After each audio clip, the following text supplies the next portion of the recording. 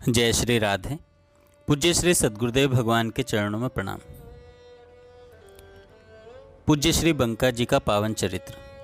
श्री बंका जी के एक प्रिय छात्र थे श्री शिवराज जी। गांधी विद्या मंदिर में श्री शिवराज जी को प्रवेश मिल गया था। वे अगले दिन प्रातः कॉलेज गए। कॉलेज का वाचनालय बहुत विशाल था। यहाँ भांति भांति की पत्रिकाएं एवं विभिन्न भाषाओं के समाचार पत्र थे। उनकी गीता प्रेस से प्रकाशित कल्याण पत्रिका पढ़ने में विशेष रुचि थी, परंतु कल्याण मासिक पत्रिका का वहाँ नामो निशान भी नहीं था। वे अपने अल्हड़पन में बरामदे में ऐसे बड़बड़ाते हुए घूम रहे थे, यह कैसा कॉलेज है और कैसा इसका वाचनालय है जिसमें कल्याण भी पढ़ने को नहीं मिल रही है। वाचनालय के साथ वाला बड़ा कक्ष ही शिक्षक कक्ष था। आचार्य श्री बंका जी ने उन्हें देख लिया और अपने पास बुलाकर स्नेह युक्त वाणी में कहा, शिवराज, खिन्न होने की आवश्यकता नहीं है। तुम्हें कल्याण पढ़ना है तो मेरे निवास पर आना। यह कहकर उन्होंने शहर में स्थित अपने निवास का पता लिख दिया। उनका निवास कॉलेज से 2 मील की दूरी पर शहर के बीच में स्थित था। तब से नियमित रूप से शिवराज संध्या समय उनके निवास पर जाते और कल्याण के साथ साथ अन्य ग्रंथ और सत्य साहित्य भी उनसे प्राप्त कर पढ़ते।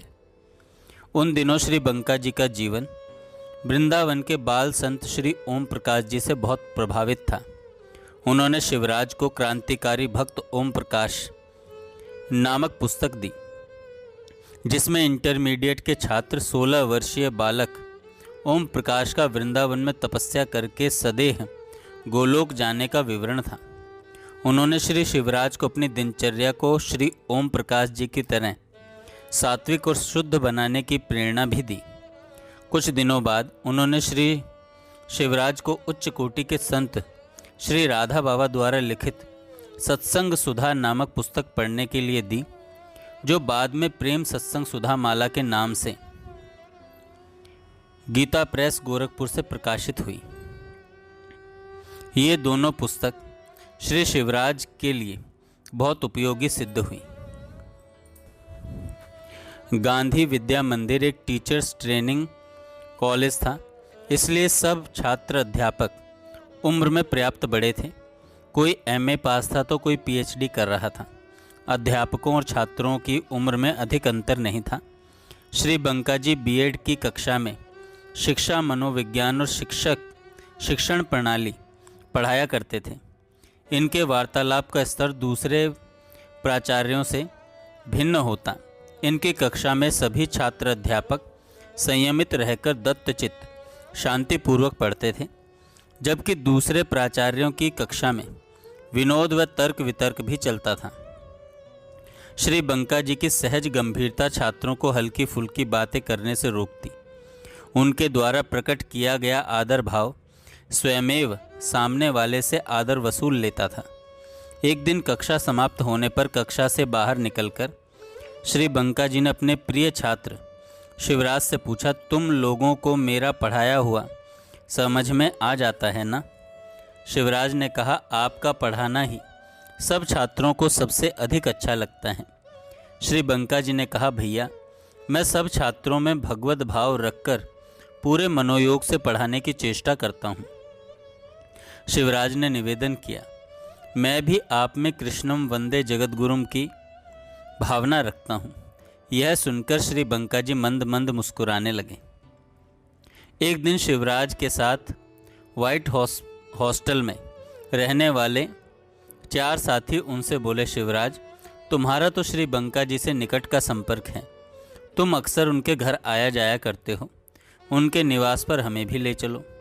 शिवराज ने कहा, चले चलो, परंतु श्री बंका जी बाजार की मिठाई नहीं खाते हैं, इसलिए मिठाई लेकर नहीं जाना है। वे चारों साथी अपने साथ सूखा मेवा, किशमिश तथा सेब आदि फल ले गए। निवास पर पहुंचकर सबने प्रणाम किया तथा फल मेवा श्री बंका जी की सेवा में अर्पित किया। श्री बंका जी ने बड़े स्नेह से कहा, अरे भैया, यहाँ यह सब कुछ लाने की आवश्यकता नहीं है। अपने अध्ययन का ध्यान रखें, उसी में मेरी खुशी है। ऐसा कहते हुए किशमिश के 2 दाने अपने मुख में लेकर शेष फल मेवा वहाँ बैठे हुए सबको खाने को दे दिया। जबकि ट्रेनिंग कॉलेजों में तो प्रचलित प्रथा ऐसी थी कि छात्र अध्यापकों से प्राचार्य महानुभाव कह कहकर वांछित वस्तुएं भेंट स्वरूप मंगवाया करते थे। श्री बंका जी की पंकज जैसी निर्मलता, निरीहता को देखकर सभी छात्राध्यापक श्रद्धान्वित थे। श्री बंका जी नाम जप, कल्याण और धार्मिक ग्रंथों का अध्ययन, श्री रामचरितमानस का पाठ आदि तो हमेशा से ही करते थे, पर सरदार शहर में उन्होंने एक और कार्य प्रारंभ किया। वे अपने वेतन की शुद्ध कमाई से कुछ पैसे बचाकर बाजार से कपास ले आते। प्रतिदिन संध्या समय अपने कक्ष का द्वार बंद करके चरखे पर कपास को काटते और श्री रास पंचाध्यायी का अर्थानुसंधान पूर्वक सस्वर पाठ करते थे। पाठ के वक्त भावों के प्रवाह में उनके नैनों से अविरल अश्रुधारा बहती रहती थी। कभी कंठ अवरुद्ध हो जाता, कभी चरखे पर हाथ रुक जाता, तो कभी हृदय कातर प्रार्थना करने लगता। इस पाठ में उन्हें कम से कम 45 मिनट लगते थे, परंतु किसी किसी दिन तो भावों के प्रगाढ़ होने पर उससे कहीं अधिक समय लग जाता था। जगत की दृष्टि से अपनी साधना आराधना को बचाते हुए एकांत कक्ष में उनकी ये साधना केवल श्री प्रिया प्रियतम की प्रीति प्राप्ति के लिए होती थी। समाज और संसार की नज़रों से ओझल होकर ये गोपी भाव की उपासना उनका परम गोपनीय धन था।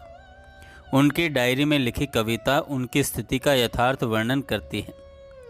छिपे रहें ये अश्रु अनर्गल, भले बहे एकांत देश में, युगल नयन ये गलगल छल छल, मेरे शूल रहें मेरे पर, उन्हें समर्पित सुमन सुकोमल, अपने जीवन के सौरभ से रहूं हंसाती उनको अविरल। चरखा काटने का सारा श्रम श्री बंका जी परम सात्विक उद्देश्य से किया करते थे। इस कार्य के पीछे उनकी भावना यह थी कि इस स्वकर निर्मित शुद्ध कपास के सूत का कपड़ा बनवा लिया जाए और उस वस्त्र को गेरुआ रंग में रंगा जाए और परम पूज्य श्री राधा बाबा को इसे समर्पित कर दिया जाए। कृपा करके पूज्य राधा बाबा उसे स्वीकार करें और अपने शरीर पर धारण करें। प्रतिदिन चरखा काटना और रास पंचाध्यायी का पाठ उनकी एकांत साधना का मुख्य अंग बन गया था। यह सूत काटने का क्रम 1955 से 62 तक 7 साल लगातार चला। एक बड़ा संदूक भर के सूत तैयार हो गया, पर संकोचवश श्री बंका जी ने यह बात किसी को बताई नहीं, यहाँ तक कि पूज्य राधा बाबा को भी बताने का साहस न जुटा पाए। यह सूत संदूक में रखा ही रहा। बहुत बाद में इस सूत को भगवत प्रेरणा से कैसे बाबा ने स्वीकार किया, यह सारा प्रसंग आगे आएगा। शरद पूर्णिमा खीर प्रसाद। श्री रास पंचाध्याय का पाठ करने के कारण श्री बंका जी की शरद पूर्णिमा में बहुत अधिक श्रद्धा हो गई थी। यह श्रद्धा होना स्वाभाविक भी है, क्योंकि इसी दिन वृंदावन में महारास हुआ था और इनकी गोपी भाव की उपासना की आधारशिला रास पूर्णिमा ही है। शरद पूर्णिमा के दिन श्री बंका जी दूनी मात्रा में गौशाला से दूध मंगवाते थे। चंद्रोदय से पूर्व कढ़ाई में मेवा मिष्ठान डालकर स्वकरों से रबड़ी जैसी खीर बनाते। चंद्रोदय होने पर बड़ी थाली में खीर परोसकर उसमें गो घृत डालकर बड़े प्रेम से मिलाते। छत पर ले जाकर पाटे के ऊपर रखकर चंद्र ज्योत्सना की सुधा का सिंचन किया करते। आधे घंटे बाद भगवान का भोग लगाकर प्रसाद स्वयं पाते और श्री शिवराज को भी देते। यह क्रम प्रतिवर्ष का था। श्री बंका जी अपने छात्र से इतना प्रेम करते थे कि खीर प्रसाद खाते समय शिवराज के मानस में माँ के लाड की बाढ़ जैसी हिलोरें उठा करती रहती थी। जय श्री राधे। आगे हम कल सुनेंगे।